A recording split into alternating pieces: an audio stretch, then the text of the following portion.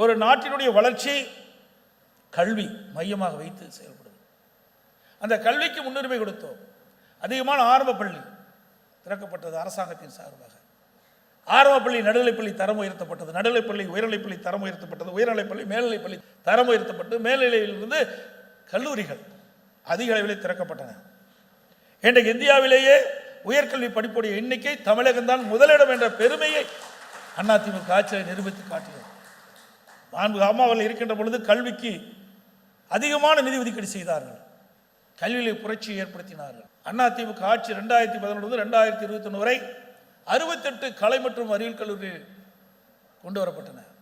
ஒரே ஆண்டில் 11 அரசு மருத்துவக் கல்லூரி மருத்துவமனை கொண்டு சாதனை. ஒரு ஆண்டுல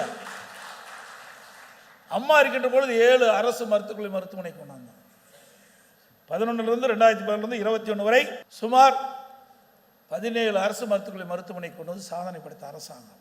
அதே போல அதிமுக ஆட்சியில் 7 சட்டக்கல்லூரியை கொடுத்தோம், 21 பாலிடெக்னிக் கல்லூரி, 4 பொறியியல் கல்லூரி, 4 வேளாண்மை கல்லூரி, 5 கால்நடை மருத்துவக் கல்லூரி, ஆராய்ச்சி நிலையம்.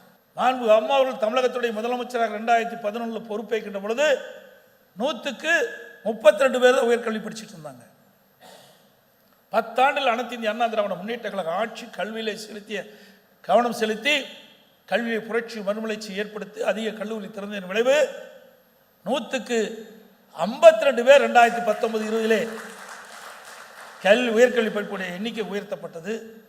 மத்திய அரசுடைய இலக்கு 2035 அடைய வேண்டிய இலக்கை 2019-20 உயர்கல்வியிலே அந்த இலக்கை எட்டிடும் சொன்னால் எந்த அளவுக்கு கல்வியில் இந்த அரசு கவனம் செலுத்து என்பதை நாம் எண்ணி பார்க்க